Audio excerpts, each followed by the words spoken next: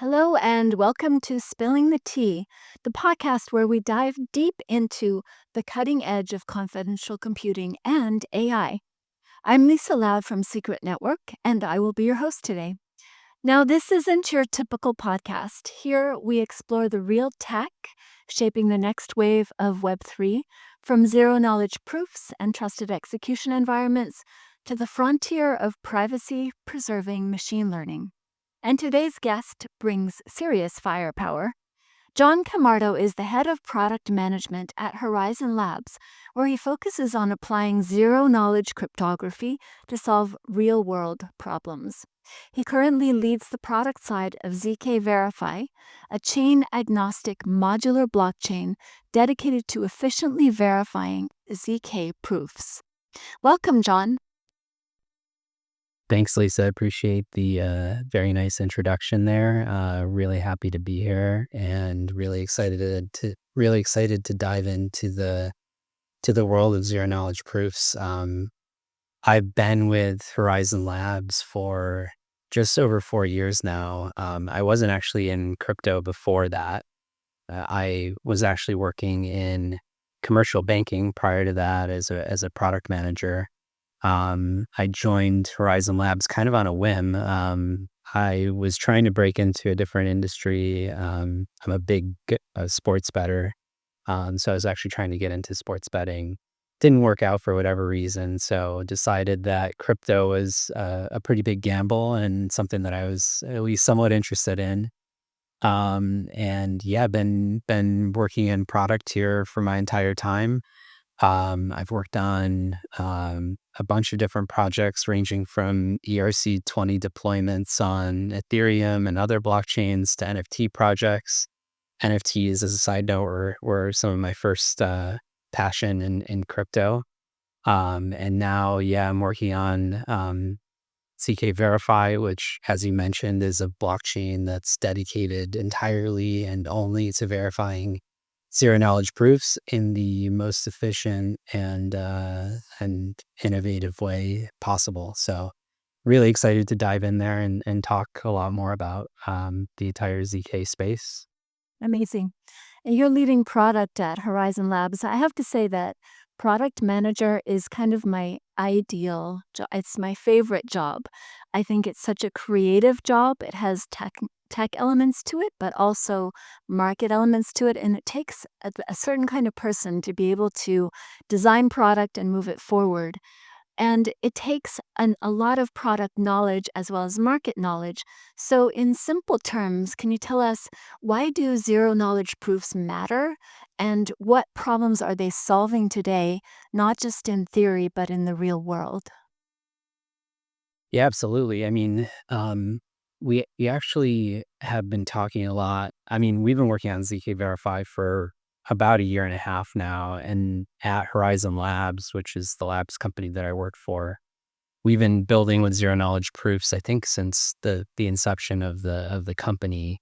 And I mean, at the end of the day, we've been talking a lot. We were going through a rebrand recently, and we were talking about, like, how do we want our website to communicate what ZK Verify is and what zero knowledge proofs really are. And we were going through a bit of a debate.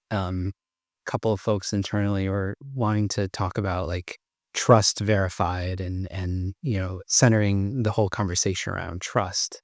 And I was thinking about it overnight one night, and I came back to work, and I was kind of like, think we're a little off base on the trust component, because zero knowledge proofs aren't meant to verify trust. That they're meant to remove the need for trust in the statement that's being proven.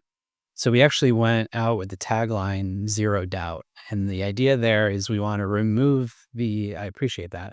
We want to remove the need for people actually having to trust things. When you think about, like, I don't know, I go into social media and it's almost impossible to discern what's actually real versus what's an AI generated video. A lot of times you can actually really tell, but it would be very hard to it would be very easy, I guess, for somebody to insert something somebody said into a statement, where the broader statement is actually what the person said, but maybe there was a little piece in there that was altered, and it's very hard to actually pull that out and understand what part was false and what part was fake or true.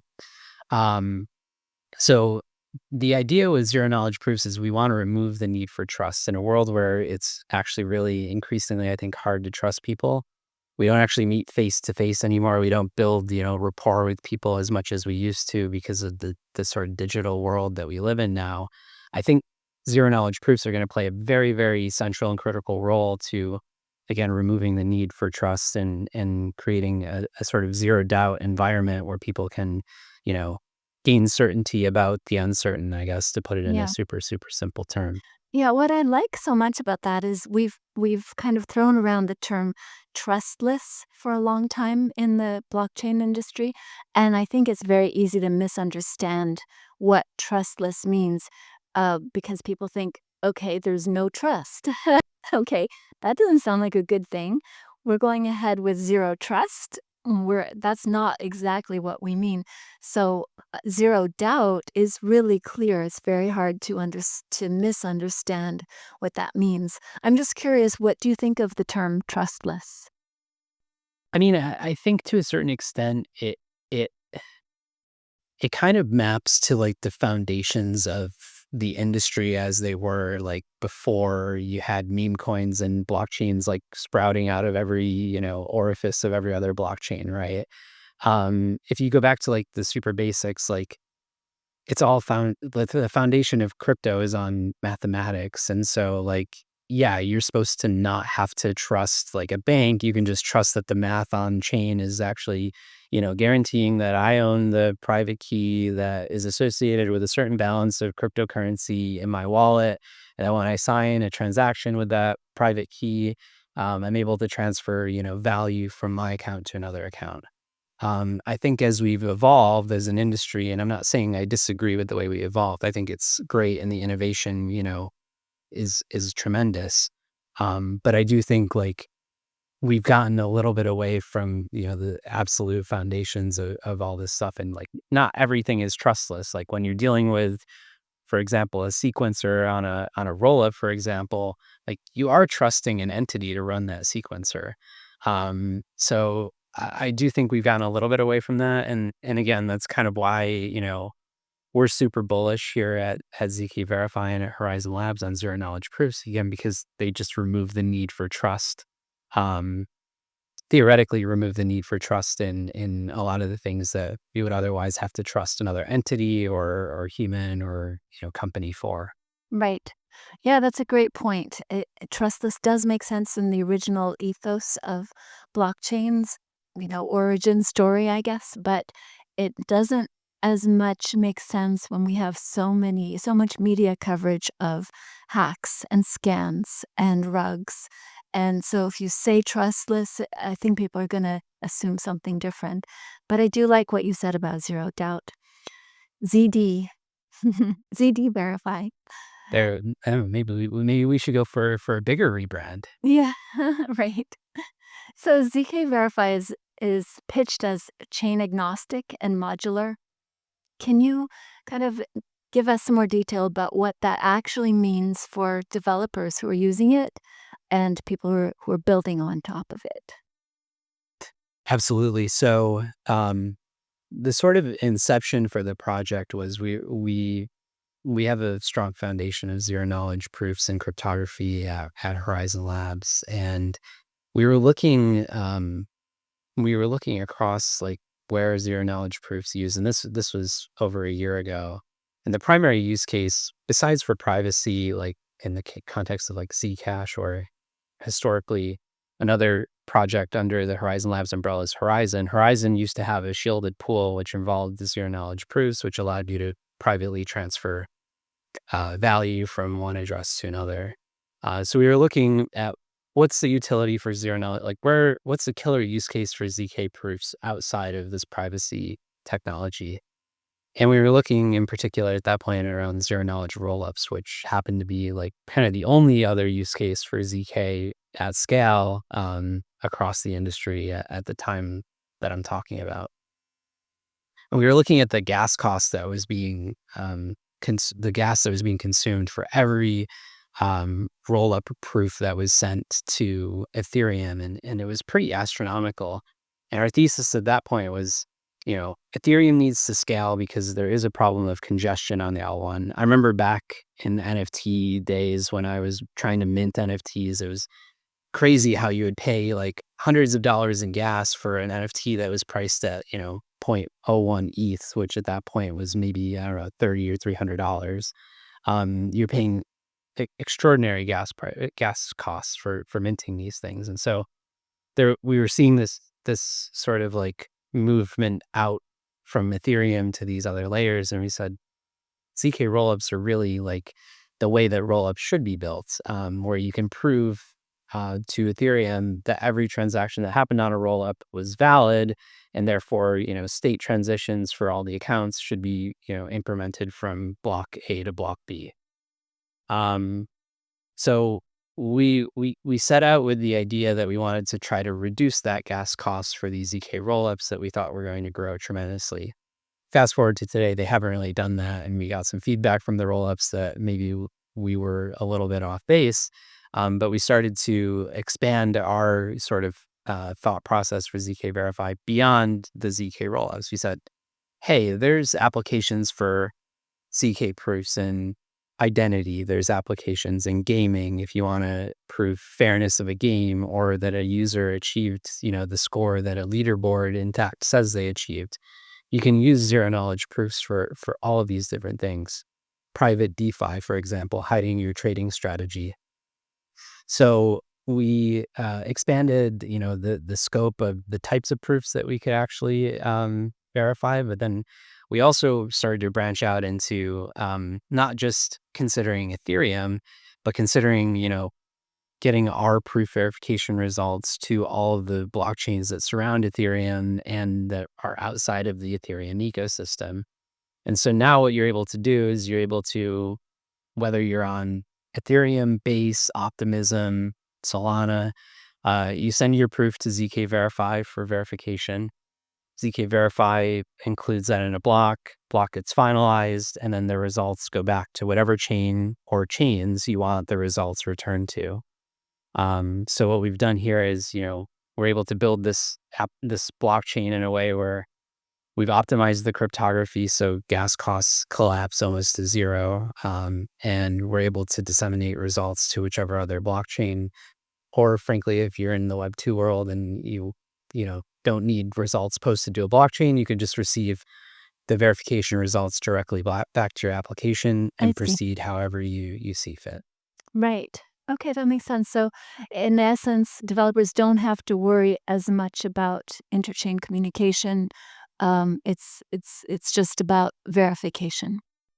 Yeah, and we handle on the back end the interchain communication Right. component if you need that. If you Right. don't, then just Then you don't. communicate with ZK Verify and that's it. Right. Okay. Well, Web3 is famous for buzzwords. We have a lot of them, and zero knowledge is a big one. So, what is the biggest misconception that you hear from people around zero knowledge tech? Yeah, I think it's not necessarily a buzzword, but I think uh, it almost feels as if um, you know, people hear of this solution that we have and they're like, oh, I can, just construct a zero knowledge proof and it's not a one size fits all solution for everything. Sometimes you don't need a zero knowledge proof for the problem that you're trying to solve. I think if the problem you're trying to solve is privacy related, it's a great use for it, but it's not the only way to achieve privacy, right? There's trusted execution environments, there's fully homomorphic encryption. ZK just happens to be one tool in the tool shed for privacy. When it comes to scalability, I think trying to reduce congestion or remove the need to re-execute a bunch of stuff that happened, zero knowledge proofs are a great sort of utility mechanism for those types of use cases. But again, they might not be needed or they might not, they're not necessarily required in all circumstances. I think the sort of like big key use cases are I want to try to reduce the size of something that's happening or the amount of computation that needs to happen for another person to not have to trust that other thing. That's really where the sort of killer sort of use case for zero knowledge proofs really are. So And no buzzwords, but do you see those use cases popping up most in, like, where? In DeFi, in gaming, in identity, or enterprise use cases? Where is it most useful to be able to abstract away that complexity for other yeah, people? I think what we've seen thus far is, again, I think still the sort of killer or biggest use case, the most widely adopted use case for zero knowledge proofs are these ZK rollups, where there's a tremendous amount of computation that happens. If you think about the whole ecosystem of layer twos that exist around Ethereum, there's a tremendous amount of computation that's gone off chain, and you've seen the actual effects of that on Ethereum by seeing gas costs um, being reduced quite significantly from a few years ago. And there have been other improvements that Ethereum has made, but a lot of that is due to transactions moving off chain. So instead of Ethereum having to re-execute all of those transactions, a proof, simple, small proof is posted back to the L1 and is able to essentially vouch for all those transactions that happen. So I think there's definitely a world that we're envisioning where um, AI, autonomous, AI agents that are working on their own might need to communicate to one another with ZK proofs. How does one agent communicate with another? Where in the real world, if you and I were working together, I wouldn't necessarily have to check all of your work because we would have worked together for quite a while in all likelihood. And I would trust that you were able to do that. You're, giving me a work product that, I believed in. In the case of these agents, there's not that same sort of like trust building exercise that can happen, between two human beings. And so we envision a world where, hopefully these agents will talk to one another and be able to prove to one another what they've done is actually legitimate and based exactly on, what the agent was meant to do as opposed to, going off the rails. Um, Identity is another great sort of situation where it's less about I think it's less about the scale, like removing the need for trust, and trying to, reduce computational effort. I think it's not even about privacy. It's more about not exposing your data in places where you wouldn't want it exposed, which puts it at risk of being leaked to the public. So in the case of like me needing to prove my birth date and my US citizenship, um, right now I have to send, information to some centralized group that I hopefully trust in order to KYC, for example. Hopefully in the future with ZK proofs, rather than, I'm not trying to remain super, super private. I just don't want the risk that my social security number and date of birth is exposed. So I don't wake up one day and have a lien on my house and all this other crazy stuff because my identity was stolen. Mhm. Yeah. So I'm going to take a step back now and think about your role in general, and I want to ask you kind of a just your perception or your preference really. So ZK is kind of technically elegant. It's an elegant solution, right? It's a mathematical solution. And do you prefer working on applications of that elegant mathematical solution, or do you find your days are filled with the kind of the messy reality of getting people to understand it, to adopt it, to get a budget for it, and to allocate resources and allocate a roadmap to that? So, just as in your work, where do you find most of your energy is spent? Definitely hands down on the latter. Hmm. Trying to convince people, well, not even convince people, trying to number one, communicate effectively what zero knowledge proofs are and sort of the business case for why somebody would want to use them is maybe the first big sort of thing that you have to get through in order to even have a conversation about getting on a roadmap, allocating resources to something. Because in a lot of cases, I mean, we're really talking about re-engineering a lot of the way things have traditionally been done, right? Like, I actually just got off a call with a group that is verifying proofs on, I won't mention the blockchain, but they're verifying their proofs on a blockchain. And a lot of the conversation was, I'm already doing what you're telling me it's better for me to do on ZK Verify. Like, why should I move this to your solution? And that's a big part of the battle, right? Because it does cost resources for that team to do that. In a lot of cases, in some cases, I guess it could involve, having to convince a DAO that this is the right move for this project to make. And so there really needs to be, yeah, it's a lot of people to convince, and there needs to be a very clear like reason as to why this big massive change is actually needed. And so I would say, most of my time at this point is really trying to get adoption for the protocol, and that adoption, requires a, a deep level of understanding of what we're actually trying to convince the person to do, but then also a real true business case as to why this change really should happen, and what the value to token holders or stakeholders or whoever it is really ultimately ends up being. Yeah. So do you find that you don't have to answer, but I'm curious, do you find that you're finding more places where people wanna switch from another technology, or is it more successful? Are you finding more customers who wanna just adopt it from the beginning? It's a much simpler argument to make to just adopt it straight out from the beginning. I think I think we haven't we haven't gone through a tremendous amount of, customer research and user like end user research. We've done quite a bit of it, but you know, hackathons end up producing like really really nice ideas for products because people are kind of starting from zero and building up from there. Um, it's been a much tougher proposition to actually go to people that have a product in market or even on test that, and again, convince them to do all this like re-engineering of what they've already done, to get, so to the short answer to your question is it's much more straightforward for the like 0 to 1 people that have either no zero knowledge proofs implemented or are starting from no product, and convincing them to like, hey, this is the way forward. Because I think at the end of the day, the business case for zero knowledge proofs, if you sat down and thought about it for for a bunch of different things that you use on a daily basis, is very, very clear. But the business case in the context of the risk and the effort that you need to go through it makes it a much harder proposition and just like a much longer timeline, thing that has to happen. Yeah, makes sense.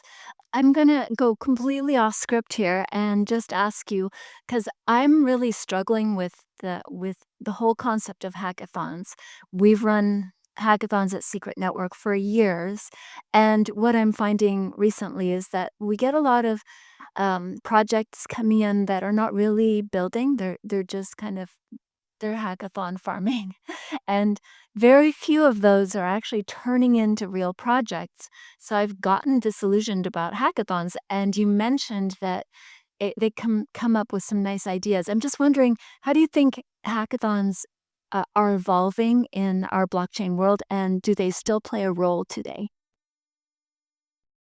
I'm going to give you an answer that's in for the context of like our project, and then maybe I'll expand on more broadly an answer to that question. For our project, like we started from no builders on the protocol at all. We started from a place where we really had no applications using ZK Verify. Let's say a year and 9 months ago.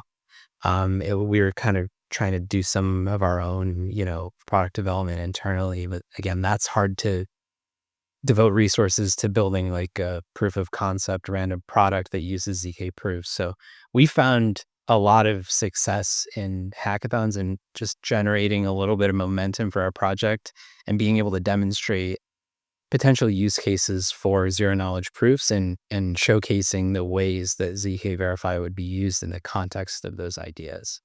So for that purpose, really, money and resources very, very well spent. Now we're getting to a point though where we have real adoption, we have real projects, and when I say real, like projects that are either startups or companies that are using the blockchain for what we built it to do. So I think at this point, I still find value in the hackathons in that it introduces us to builders, it introduces us to potentially new ideas.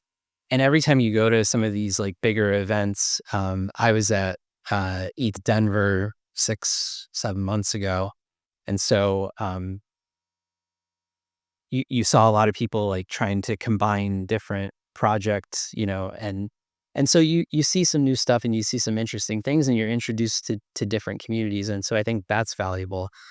But the issue that I have with hackathons is they're they're called hackathons for a reason. Like I'm I'm a product manager, but I can hack together a project in a weekend, with the AI tools that I have available to me now. But that doesn't mean that it's like worth, taking beyond that initial idea. Like the whole idea is to test an idea. In the case of these hackathons, is to win a prize. But they're not necessarily like great business propositions. And They may so not have product market fit. exactly, like you're there not to get a bunch of users using your product. You're there to win a prize and be innovative and think differently about a problem.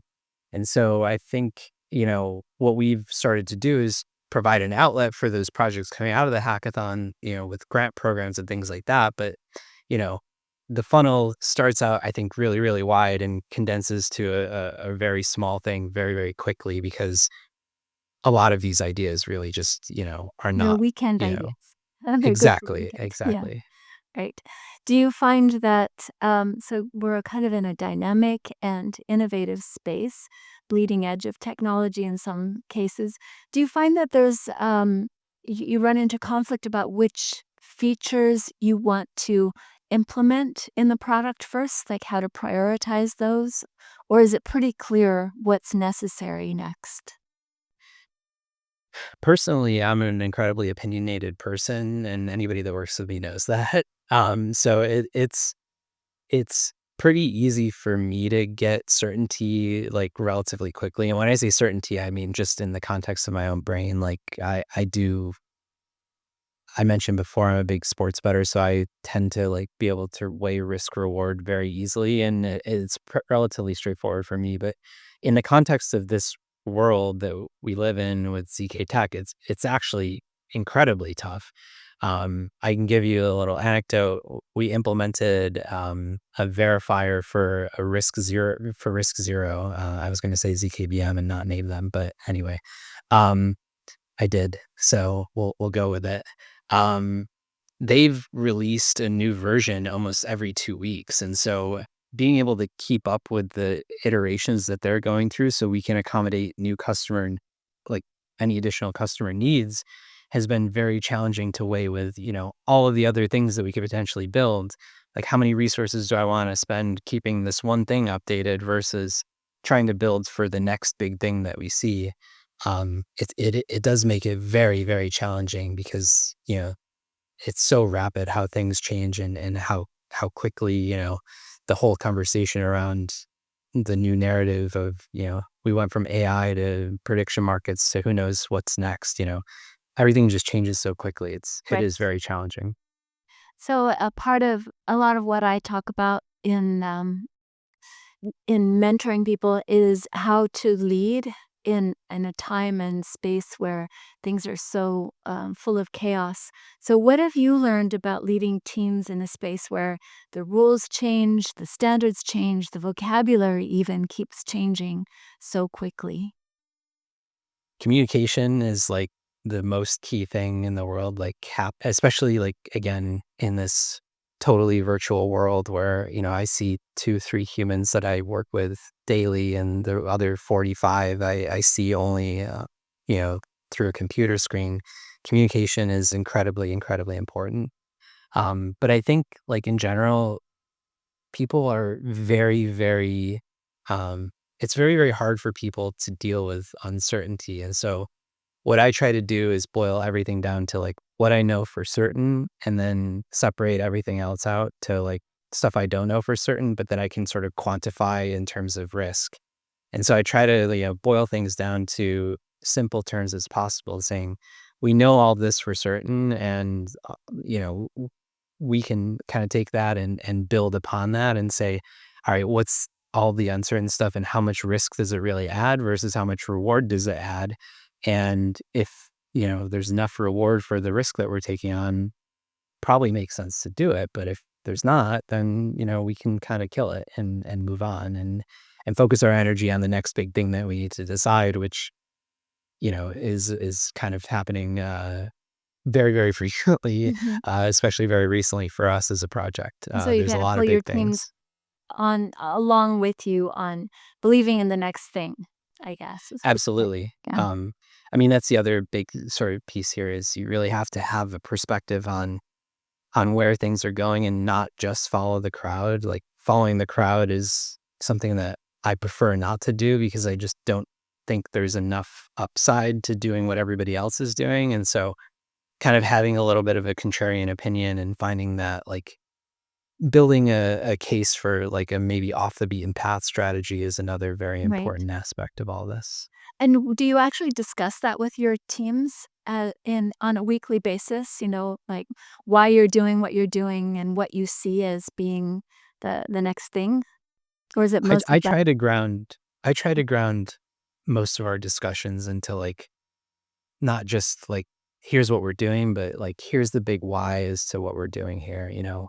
This is the potential like payoff of what we're trying to accomplish or the background context as to why, the strategy is the way that it is because I think it helps really frame people in the right frame of mind and the one of the big things that I've been kind of beating the drum out about for a while is like we're doing something right now, like we're gearing up toward our mainnet launch. We're doing something right now that nobody really knows how to do. Like there isn't a standard playbook for anything that we're doing right now. And so mistakes are going to be made. Like we need to kind of make mistakes to learn from them and understand what the heck we're really doing here.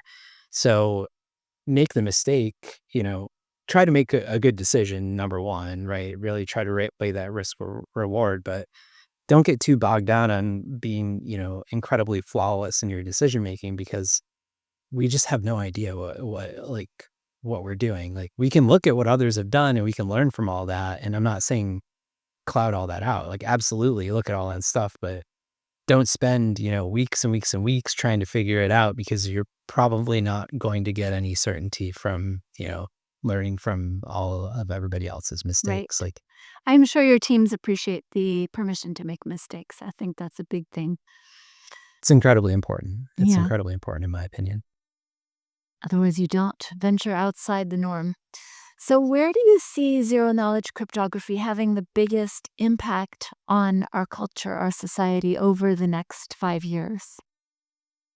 That's a great question. I mean, we do still have I mean, ZK has made tremendous, improvements over the time that I've at least been working with it. There's a bunch that goes into creating a zero knowledge proof and we made, tremendous improvements in how proofs are generated through these ZK virtual machines.